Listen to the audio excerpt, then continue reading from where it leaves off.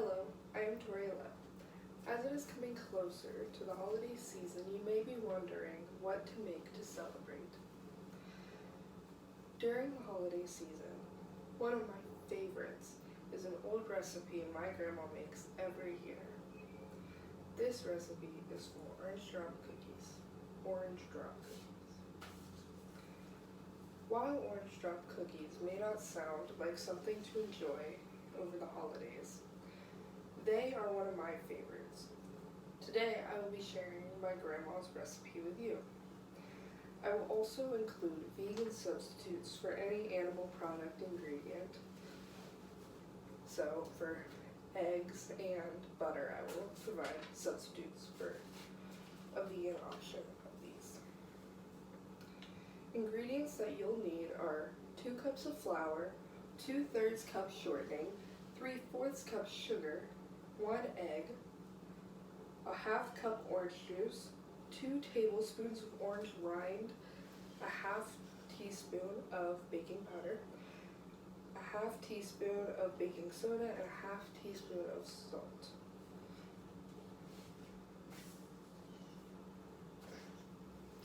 The materials you'll need to make these cookies are measuring cups and measuring spoons, a large bowl, a mixer, which is optional. You could also just use a whisk, but it'll take a lot longer.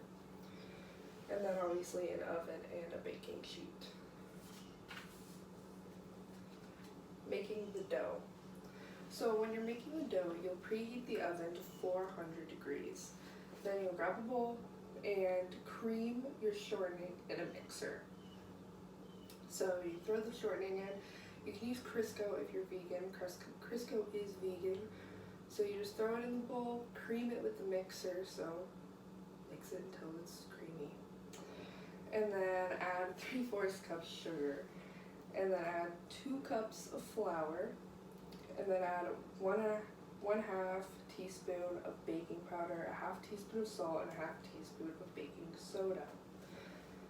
And then 1 egg. You could also use an overripened banana as your egg. I'm not sure what the measurements are for the overripened banana. Look it up, I guess. I don't know. I couldn't find it. A 1/2 cup of orange juice that needs to be added into the bowl, and 2 tablespoons of orange rind. And then you blend. Now you'll shape your dough into round balls that are about this big. And you'll bake them for 8 to 10 minutes at 400 degrees in the oven. Now for the frosting, you can either make the frosting while the cookies are baking or while the cookies are cooling. Doesn't matter. Or you could just not do frosting, but the frosting's really good, so you should do it. Frosting. Grab a clean bowl and add 1 tablespoon of orange rind to the bowl. Then add 2 tablespoons of softened butter, or you could use applesauce or olive oil for vegan substitutes. And then you could add 2 cups of confectioner's sugar, 2 tablespoons of orange juice, and blend. If the frosting is too thick initially, you can add another tablespoon of orange juice into it to make it a little more liquidy. After letting the cookies cool, you can then frost them with a spoon.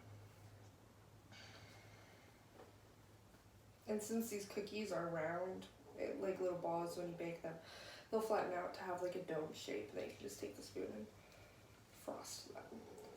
These cookies are super easy to make, and they're very delicious. I hope you all can make these this year.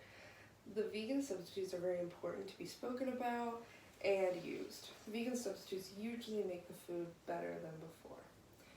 Personally, I really like vegan baked goods. I think that they tend to be softer inside because of the lack of the animal products that add the crunchiness to them. When it comes to vegan baked goods, they are easy if you know substitutes. I believe vegan baked goods can be better than traditional baked goods. So, that is how you make orange drop cookies.